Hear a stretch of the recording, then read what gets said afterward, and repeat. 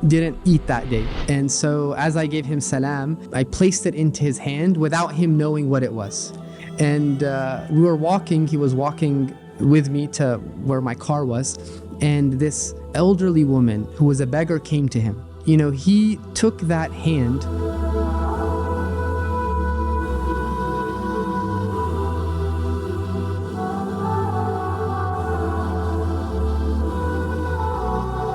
Bismillah walhamdulillah wa sallallahu ala sayyidina wa habibina rasulillah wa ala alihi wa sahbihi wa man wala. While I was living in Fes, Morocco, I would meet a certain individual who I won't mention by name, but I'll share a little bit about him. He was a scholar from the southern region of Morocco who was from a very wealthy family, but he was a seeker of knowledge. So he was studying, memorizing Al-Quran Kareem when he was young and studying the Sharia. And when his father passed, who was very wealthy, he inherited and his siblings inherited great wealth, but there were issues, in the inheritance. So he decided to leave the inheritance. He decided to leave it all. And he continued pursuing ilm, and just for the sake of not having issues with his siblings. And then his teacher passed away. And when that happened, it had a big effect on him. And he completely, you could say, divorced the dunya. He never got married. And he would travel to visit the greatest shuyukh in Morocco. And to this day, he travels with a little bag to different masajid. And he spends his days in libraries and in bookstores, learning and studying, and doesn't want anyone to know about him. But this individual, he was in the city of Fes. And again, he's someone who divorced the dunya. He doesn't have a job. He just studies and he's in ibadah and dhikr all the time. So after my classes at Al-Qaraween, I would find him in the old city, in some of the alleyways in the old city of Fes. And I would walk with him.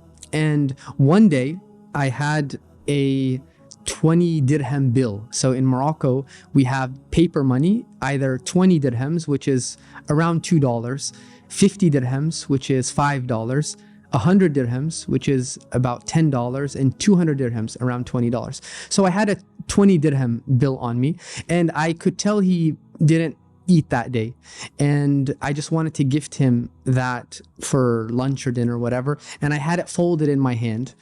And so as I gave him salam and we were walking together, I placed it into his hand without him knowing what it was. And so he closed his hand, right? And I told him, this is just a gift for you. And we were walking, he was walking with me to where my car was, and this elderly woman who was a beggar came to him. And she was begging, asking for something, and I didn't have anything on me. But I'll never forget, he took that hand and he didn't know what was in there. It could have been 200 dirhams, right?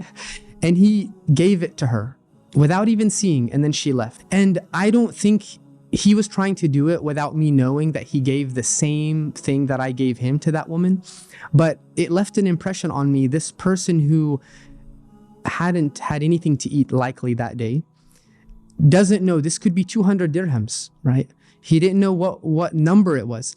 He took it with that hand and he passed it on with that same hand and continued the conversation with me as if nothing happened. And he once told me this statement, and I want to share this with you. He told me, Ismail, من أقبل على الدنيا فاتته الآخرة ومن أقبل على الآخرة فاتته الدنيا ومن أقبل على الله ملكهما. Which means whoever turns themselves or orients themselves to the dunya, they're going to miss out on the akhirah.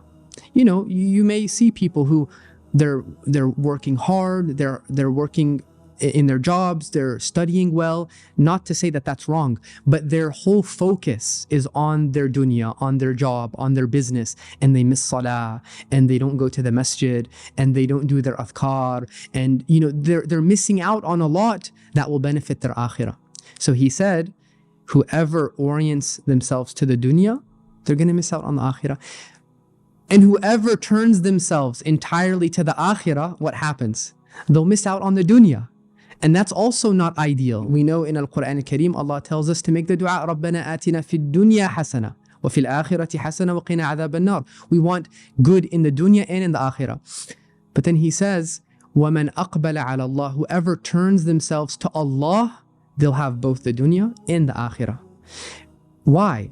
Because when you do everything for the sake of Allah and being aware that Allah is watching you, you're going to do it in the best way. Whether that's your job, which will help your dunya, or that's your salah, which will help your akhirah. And so it's a reminder to all of us. And this incident where he just took the money, and I knew he needed it, but he passed it on to someone else. He's not thinking about the money. He's not thinking about the dunya. He's thinking about Allah. And Allah will provide, and Allah will open doors. And I think the first two, one will miss out on the other because they both retain a false dichotomy. And the one who is directed to Allah subhanahu wa ta'ala, he understands dunya and akhirah are both his creations. Now, one, of course, is a wonderful creation, but it's only built upon your work in the dunya. And if you don't have any dunya, that could harm your ability to do work for akhirah. That's why Sayyidina Umar said that he doesn't want to die because this is the place of sowing the seeds for akhirah, right? So a good dunya helps create a better akhirah for a person. You can do a lot more. That's the saying, hadith of the Prophet sallallahu alaihi wasallam, the strong believer is better and more beloved to Allah. He's good for himself, for others, and for Islam. And he's more beloved to Allah. That means he has a greater reward with Allah too. So the dichotomy of deen and dunya, it's immature on both. From the person who wants dunya, he doesn't know who owns it. So that's his immaturity. And the one who wants akhirah and flees from the dunya, he's better, but he's still, it's a young and maybe we can even say immature view of things, because Allah is the one who put you here too. And through these things is how you're going to earn akhirah. Yeah, and there's a hadith, لا تمنوا الموت, don't desire death, don't desire to move on from this world. And I've heard many times preachers and imams, unfortunately, talk about how we should want the akhirah. And you say, well, that's important, but we also want to teach our youth and our Muslims in general that Allah has placed you in the dunya to do a good job in the dunya, and to realize that this dunya will facilitate your akhirah. This dunya, as Sayyidina Umar said, this is where you plant the seeds. This is important, very important. So especially for those who become religious and they think, oh, what am I going to do with this dunya?